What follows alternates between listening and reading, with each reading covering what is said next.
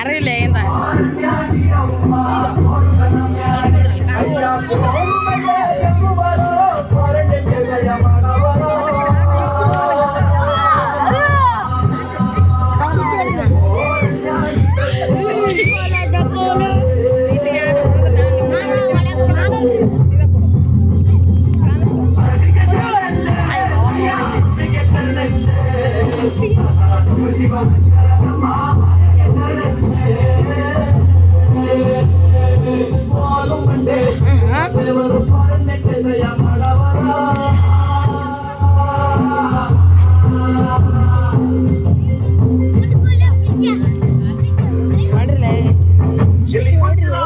ಹಿರಿಯರು ಕಿರಿಯರು ಮಕ್ಕಳು ಮರಿಗಳಿಗೆಲ್ಲ ಶರಣರಪ್ಪ ಶರಣು. ಭಾಗ್ಯ ವಿಧಾತ ಭಾರತ ಭಾಗ್ಯ ವಿಧಾತನ ಕಥೆ ಹೇಳಕ್ ಬಂದಿದ್ದೀವಿ ಸ್ವಾಮಿ ನಾವು.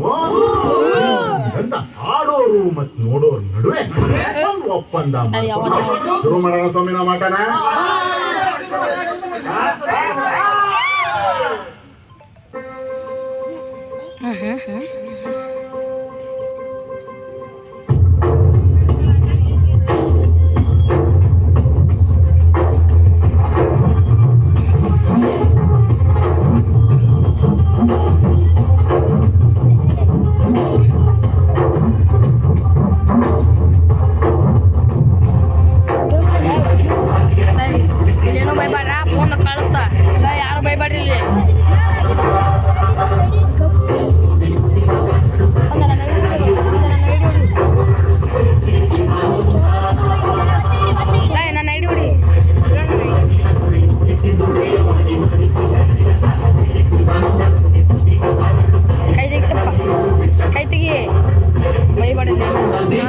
ಏನು ಬೈಬೇಡ.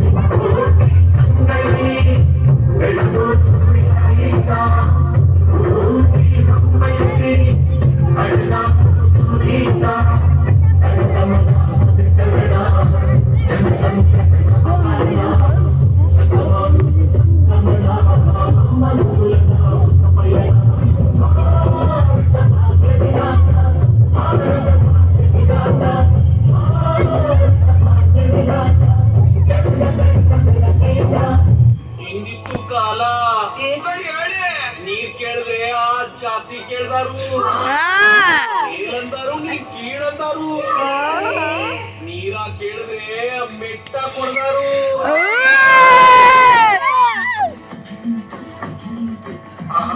ನೀರಿನ ಗಂಜಲು ನೀರಿಗೆ ಸುರಿದಲು ಇನ್ನಿತ್ತು ಕಾಲ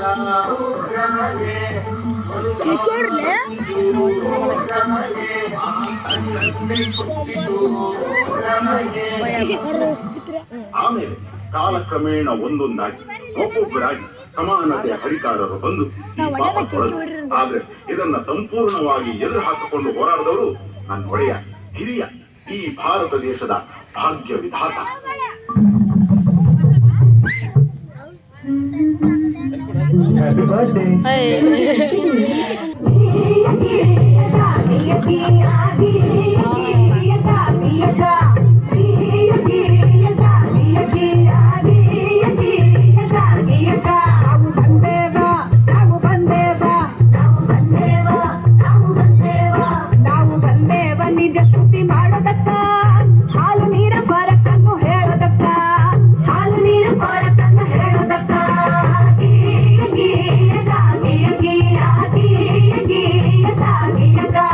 Yeah.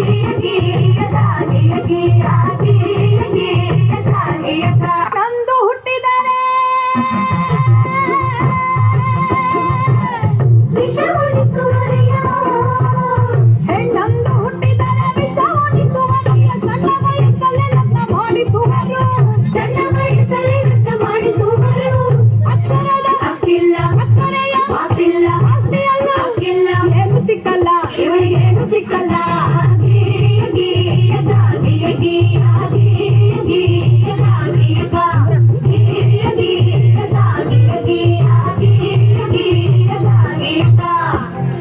ತಂಗಿ, ಹೆಣ್ಣು ಅನ್ನೋದು ಈ ಸಮಾಜದಲ್ಲಿ ಒಂದು ಜೀವಿಯಾಗಿರ್ಲಿಲ್ಲ.